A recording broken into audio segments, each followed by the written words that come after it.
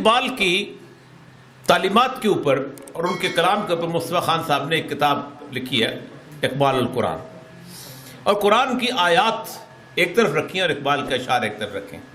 اسی لیے میں نے قرآن پاک کی ایک آیت آج کے دور کے مطابق منتخب کی ہے اور اقبال کا شعر۔ اللہ تعالیٰ سورہ انبیاء کی آیت ہے، سب لوگ آپ ماشاءاللہ مجھ سے کہیں زیادہ عالم، میں تو مبتدی بھی نہیں ہوں، مبتدی کو بھی بہت محنت کرنی پڑتی ہے۔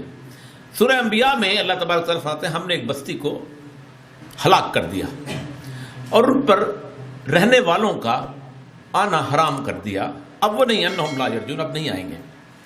حتیٰ کب آئیں گے؟ جب اذا فتحت یاجوج و ماجوج، جب ہم یاجوج اور ماجوج کو کھول دیں گے، وہم من کل حدب ینسلون، اور وہ بلندیوں سے تمہارے اوپر حملہ آور ہوں گے۔ تفاصیر آپ چھانتے جائیے، آپ کو بہت سارے معنی ملیں گے۔ اقبال اس وقت فرماتے ہیں کہ کھل گئے یاجوج اور ماجوج کے لشکر تمام، چشم مسلم دیکھ لے تفسیر حرف ینسلون۔ حیرانی ہے کہ قرآن کے اندر اللہ تبارک و تعالیٰ کی ایک سنت ہے کہ ابھی وقت کا تعین نہیں کرتے۔ وَيَقُولُونَ مَتَىٰ هَٰذَا الْوَعْدُ إِن كُنتُمْ صَادِقِينَ قُلْ إِنَّمَا الْعِلْمُ عِندَ اللَّهِ وَإِنَّمَا أَنَا نَذِيرٌ مُّبِينٌ۔ مجھ سے ہیں کب آئے گی گھڑی؟ ہاں مجھے تو میں تو علم تو اللہ کو ہے، میں تو تمہیں کھلا کھلا ڈرانے والا ہوں۔ یہاں اللہ تبارک و تعالیٰ نے ہمارے لیے اس سنت کو ذرا سا توڑا ہے، اپنے ٹائم لائن بتائی ہے۔ اللہ فرماتے ہیں کہ ہم اس وقت کھولیں گے، اس وقت یہ لوگ بستی میں واپس آئیں گے جب ہم یاجوج اور ماجوج کو کھول دیں گے۔ مشہور حدیث، آپ لوگ عالم ہیں، قرآن پاک نازل ہوا ہے تو اس کے سب سے بڑے مفسر بھی وہی ہیں۔ ایک دفعہ آپ بیٹھے ہوئے تو سیدہ زینب بن جہش کے سامنے فرمایا ویل للعرب، عرب کے لیے تباہی۔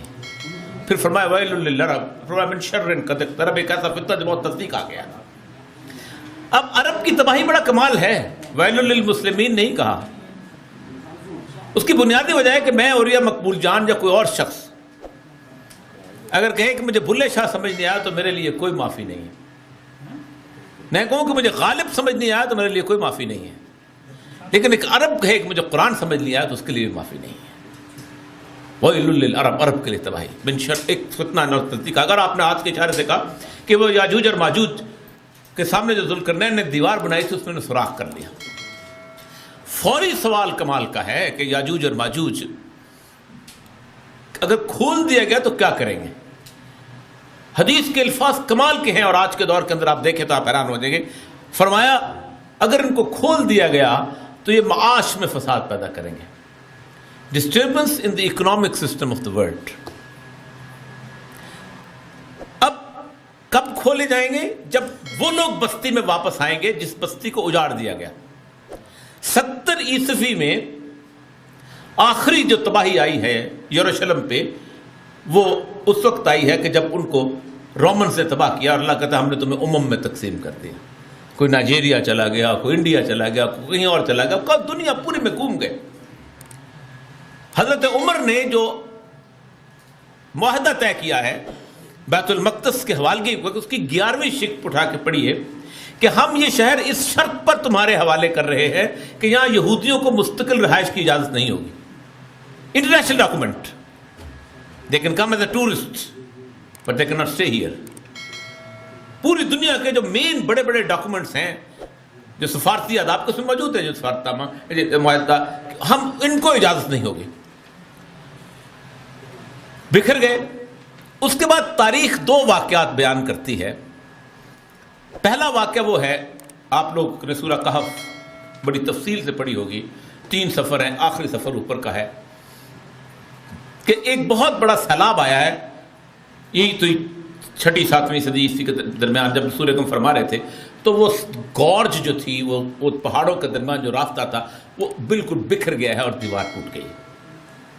دوسرا بہت بڑا واقعہ، میں اقبال کی بصیرت کی یہاں گفتگو کرتا ہوں کہ وہ جو آپ سید الانبیاء کی حدیث ہے نا، اتقوا فراست المومن انہ ینظر بنور اللہ، مومن کی فراست سے ڈرو، یہ اللہ کے نور سے دیکھ رہا ہوتا ہے۔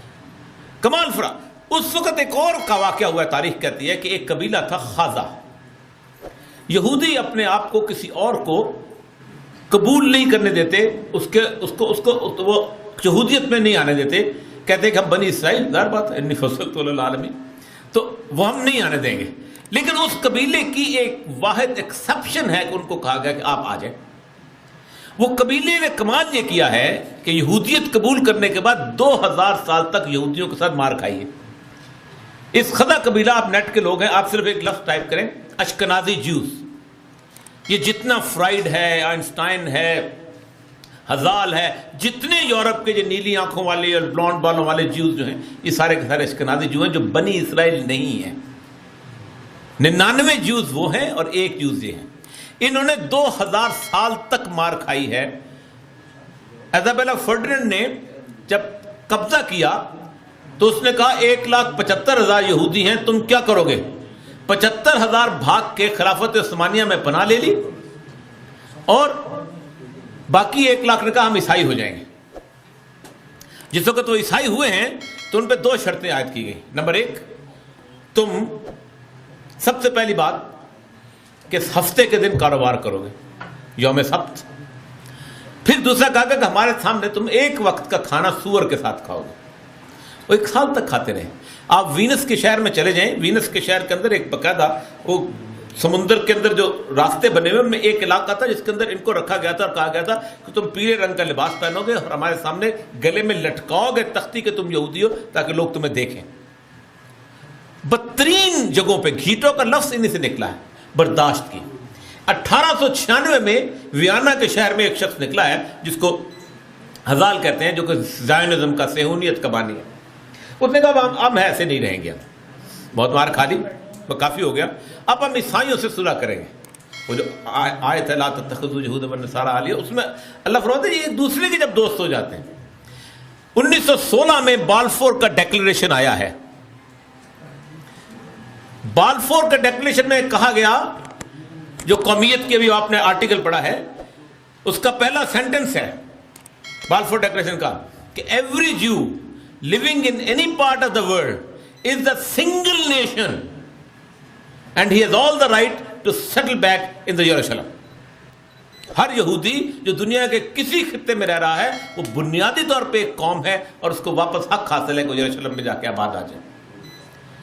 یہ ڈیکلریشن آنے کے بعد یہود اور نصارہ جب یہ اکٹھے ہوئے ہیں، یہ جب اشکنازی جوز اور ویسٹرن جو کرسچینٹی جمع ہوئی ہے، تو اس کے اندر سے ایک چیز نکلی ہے جس کو ہم کہتے ہیں ماڈرن ویسٹرن سویلائزیشن. جو اقبال کہتا ہے نا کہ کون کہتا ہے کہ مکتب کا جواں زندہ ہے، کون کہتا ہے کہ مکتب کا جواں زندہ ہے، مردہ ہے مانگ کے لایا ہے فرنگی سے نفس، مردہ ہے مانگ کے لایا ہے فرنگ، اٹھا میں مدرسہ و خانقاہ سے نمناک، نہ زندگی نہ محبت نہ معرفت نہ نگاہ.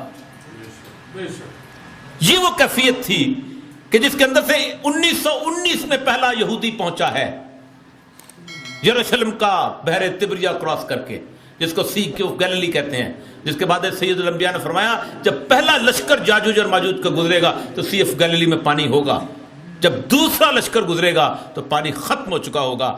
آج جا کے دیکھیے، نیٹ پہ جا کے سی آف گیلیلی ٹائپ کیجئے، 2 دریا اس میں گزرتے ہیں، دریائے اردن اور دریائے لیبنان.